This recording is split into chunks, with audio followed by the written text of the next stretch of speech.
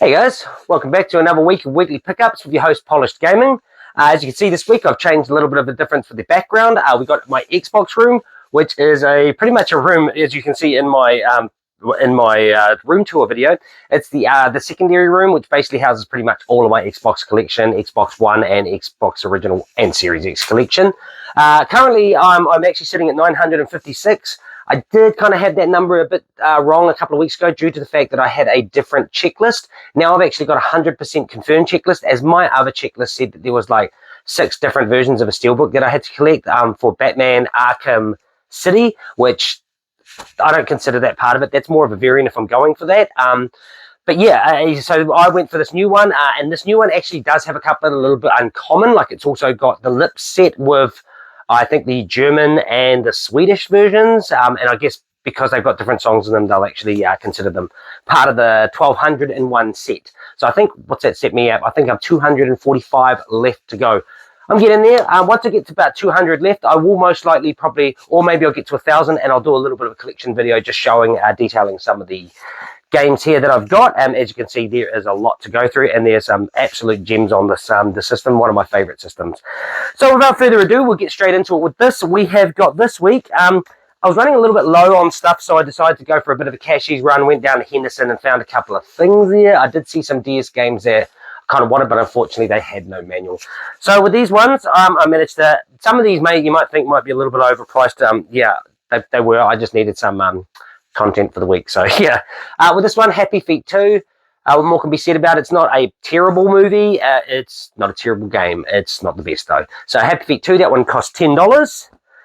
And this one here, Harry Potter Years 1 to 4. Now this was a bit of a weird one because this one cost $15, and I'll get on to the next one after this and see the reason why this was a bit weird at 15. So 15 for this one sits around about 11 to 12, so it's not too bad. So yeah, pretty happy to pick that one up. Getting the Lego games I'm always happy with. And of course this is the one that cost me $10, which is Lego Harry Potter Years 5 to 7.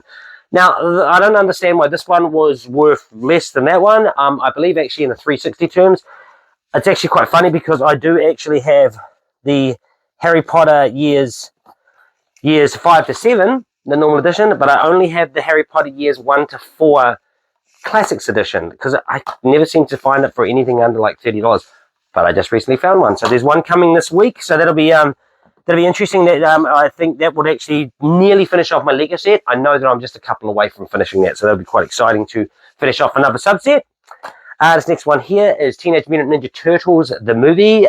This one was $7.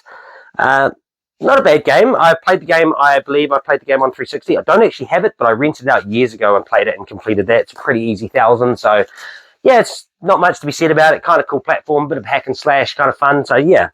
And the last one here from the DS list, this one cost me $4. Tom Clancy's N-War. This one had quite a bit of bad sun fading on the side, but for $4, I'm not really going to complain about it too much. I needed some content for the week, so managed to get that.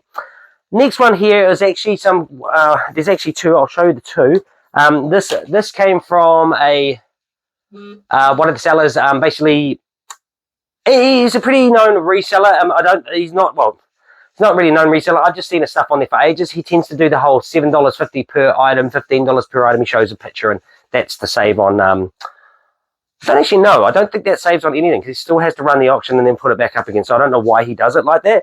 But yeah, some people do it like that, some people don't. Now, unfortunately, I had deleted my old address from the Trade Me app, and it, for some reason, re-added my old address when I went to go buy something, and I saw it and was like, well, hold on a second. So I checked back on some of my old ones recently that I got sent, and one of them was getting sent to my old address.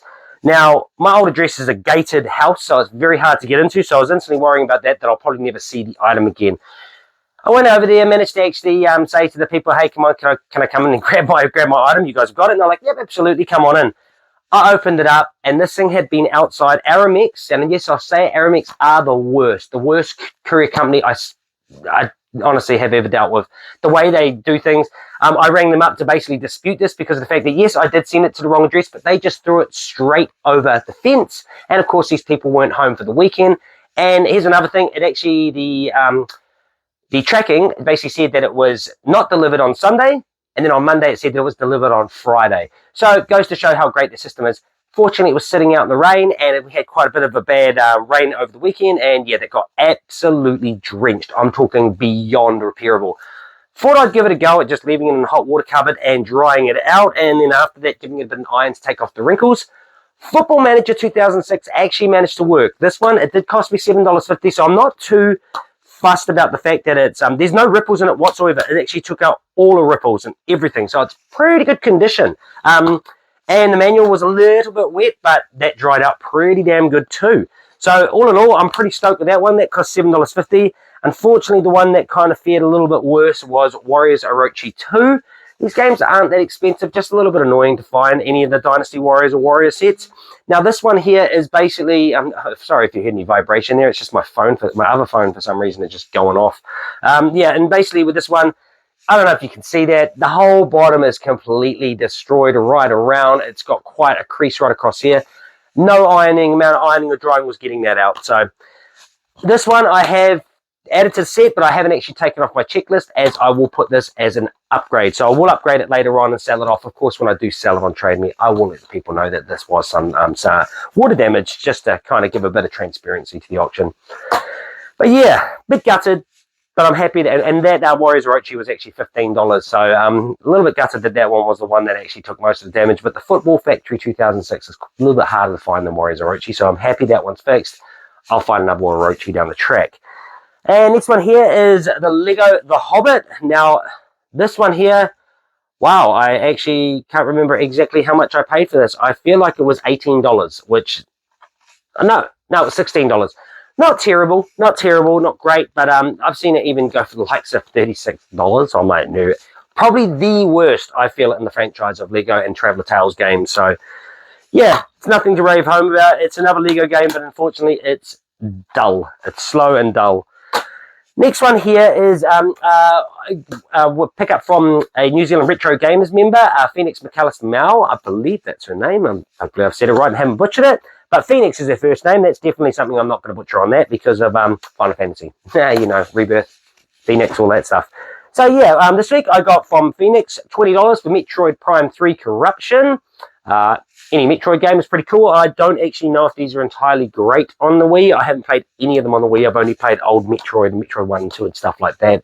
And any Metroidvania game I do like. But get the feeling this isn't very Metroidvania kind of style. I think this is actually a 3D runner.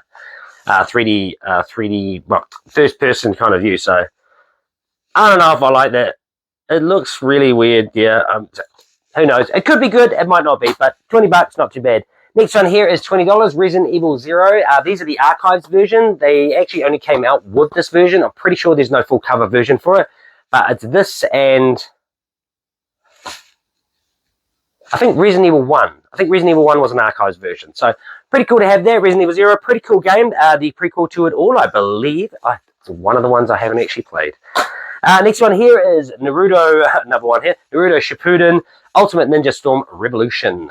This one here, pretty cool. Got it for $20. Also comes with the anime that's in it. It's just like a random kind of short story, I believe. Or is it Naruto, Sasuke, Itachi, costume DLC, and bonus anime DVD inside. It's, yeah, it's a weird little anime disc on there, but yeah.